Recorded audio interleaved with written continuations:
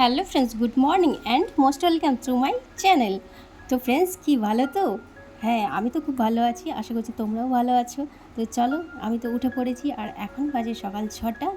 তো আজকে বলতে পারো অনেক দিন পর আমার এই ব্লগ শ্যুট করা, বলতে পারো ফার্স্ট ব্লগ। আর এটা আমি আজকে ফার্স্ট ফার্স্ট ব্লগই বলতে পারো, যেহেতু আমি এই ব্লগটা ফেসবুকে আপলোড করব।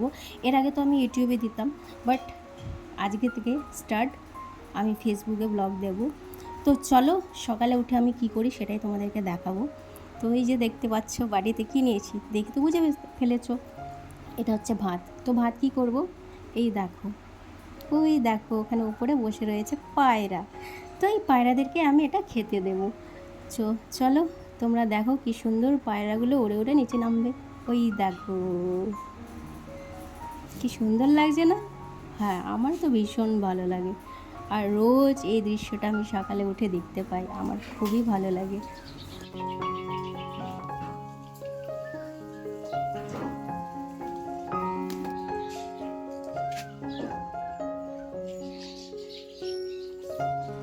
তো চলো ফ্রেন্ডস, পায়রাকে তো খেতে দিলাম, এখন তো আমার খাবার পালা, তাই না? তার আগে ফ্রেশ হতে হবে। তো এই তো ব্রাশ করে নিচ্ছি। চলো, ব্রাশ করতে করতে আর একবার দেখিয়ে দিই তোমাদেরকে। ওই দেখো, তো ব্রাশ করার পরেই আমি আবার স্নানও সেরে নিয়েছি, কারণ আমাকে বেরোতে হবে, কাজ আছে। তো চলো, স্নানের পরে সোজা রান্নাঘরে চলে এলাম। আরে দেখো, বয়াম নিয়ে হাজির। এখন আমি খাবো এক বাটি মুড়ি। মুড়ির সাথে ছোলা তোমরা দেখতেই পাবে। এই দেখো, মুড়ি আর ছোলা।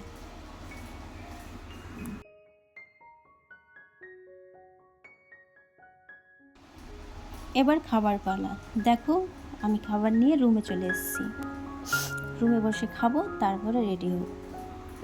আর হ্যাঁ, ছোলাটা কিন্তু খুবই টেস্টি হয়েছিল, কারণ মা বানিয়েছিল।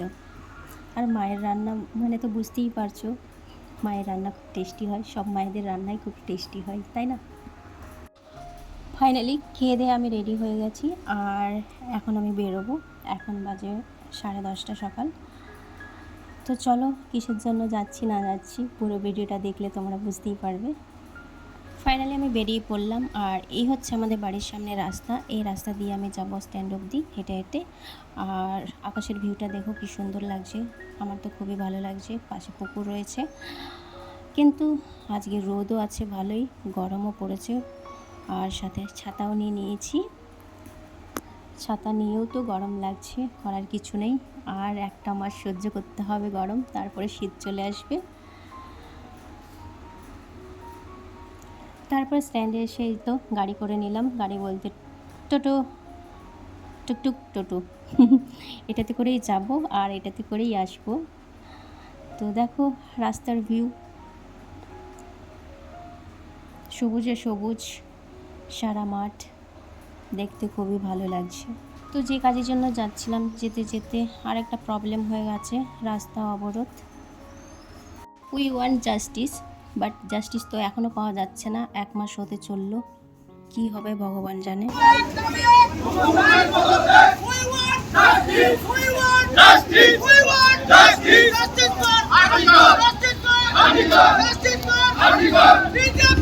ফাইনালি যে কাজের জন্য গেছিলাম সেই কাজ তো আমার হয়েও গেছে, আর অনেকটা লেটও হয়ে গেছিলো, যেহেতু 2 জায়গায় পথ অবরোধ ছিল বলে। তো এখন আমি ফিরছি।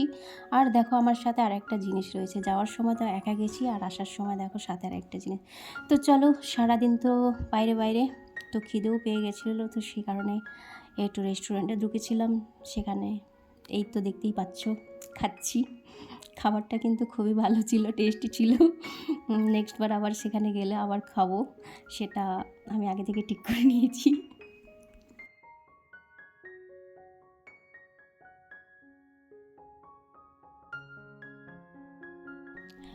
খাওয়া দাওয়া কমপ্লিট, এবার বাড়ি ফেরার পালা।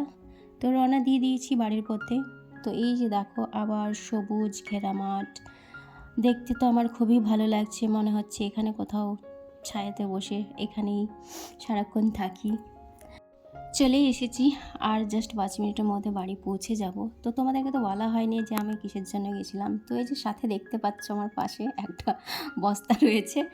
তো আমি আমার দোকানেরই মাল আনতে গেছিলাম, যেহেতু আমার মাল চলে এসেছিলো, তো সেটাই আনতে গেছিলাম। তো ফ্রেন্ডস চলো, এই ছিল আমার আজকের ছোট্ট ব্লগ। তোমাদের কেমন লাগলো অবশ্যই কমেন্টে তোমাদের মন্তব্য জানাবে।